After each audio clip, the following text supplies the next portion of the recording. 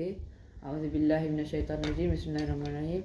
Assalamualaikum warahmatullahi wabarakatuh. Waalaikumsalam warahmatullahi wabarakatuh.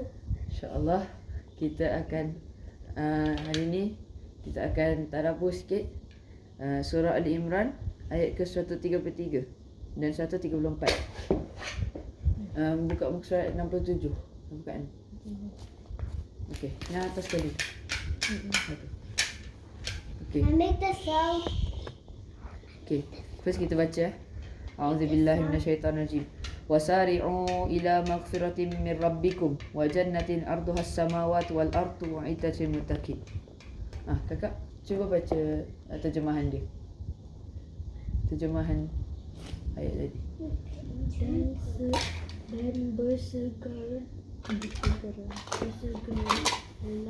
kamu mencari keampunan daripada Tuhanmu dan mendapatkan syurga yang luasnya seluas langit dan bumi yang disediakan bagi orang-orang yang bertakwa. Okey. Apa yang kita dapat daripada ayat ni? Allah kata, Allah bagi perintah, bersegeralah segeralah kamu untuk mencari keampunan Tuhanmu dan untuk mendapatkan syurga. Okey, mana dia punya perintah tadi? Perintah dia bersegeralah. Bersegeralah. Okey. Perintah ni Allah sebut bersegeralah kepada dua benda.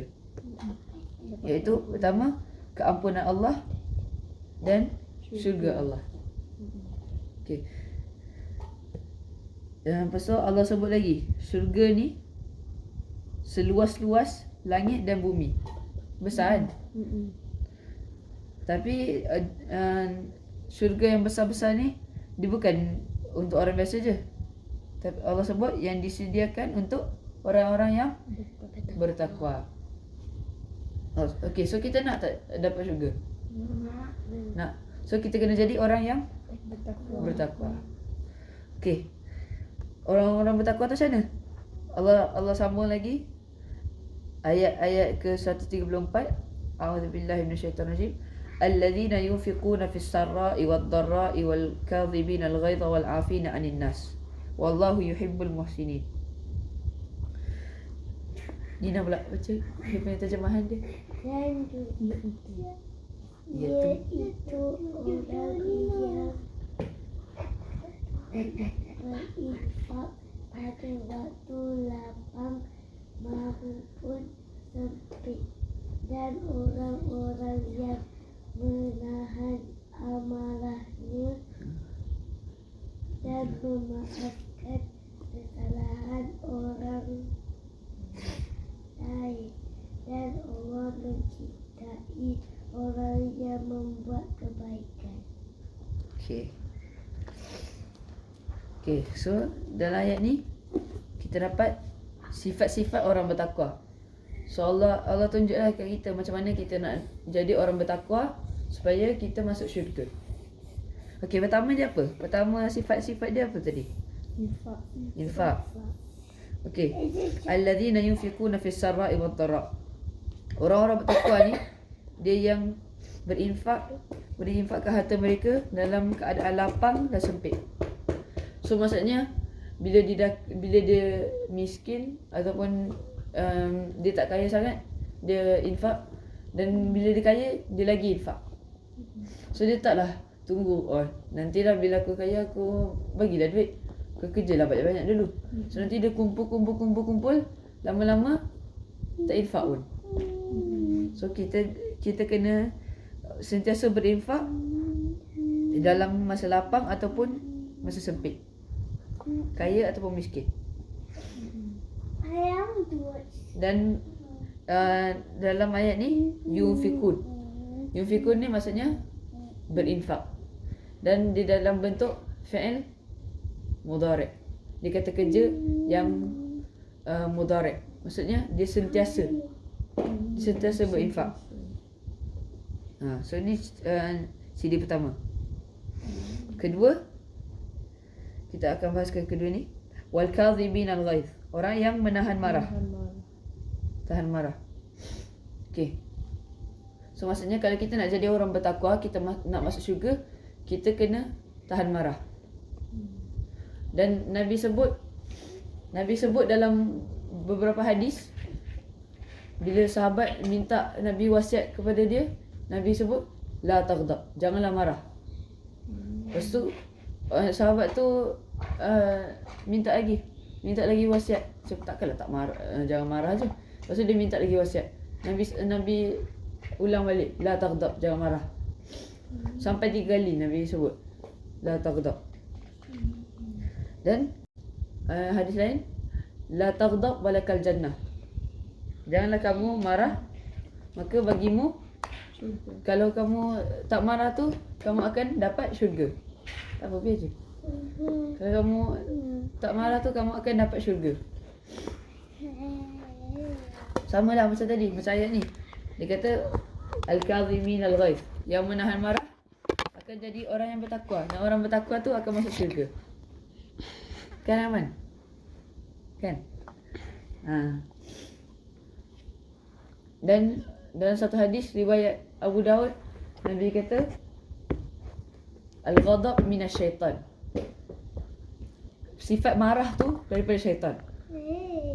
So kita janganlah, kita sentiasa berusaha untuk tahan marah.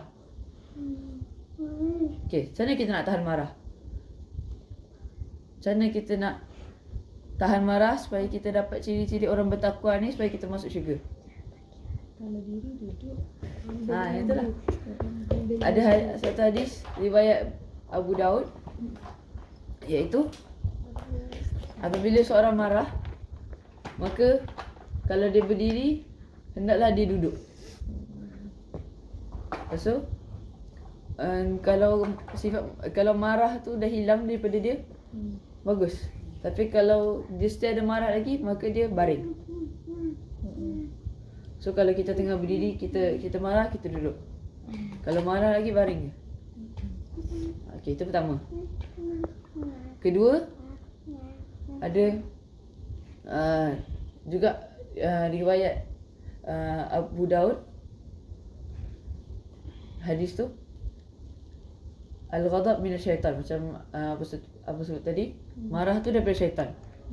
Lepas tu syaitan khuliqa minan nar, syaitan tu diciptakan daripada api. So kalau kemarahan tu daripada syaitan, syaitan daripada api tu tak akan dipadamkan kecuali dengan air. So idza ghadiba ahadakum, jika seorang kamu marah, falyatawadda, maka dia berwuduk. So pertama tadi, kalau berdiri duduk. Kalau duduk, baring. Kedua, berwuduk. Ketiga, ada hadis riwayat Bukhari dan Muslim, hadis sahih, iaitu bila kita marah, kita perlu baca a'udzubillahi minasyaitanirrajim. Aku berlindung kepada Allah daripada syaitan yang direjam. Daripada syaitan juga, sebab ghadab ni, marah ni daripada syaitan. So kita kena beristi'adzah ataupun kita ta'awuz daripada syaitan. So sekarang kita ada 3.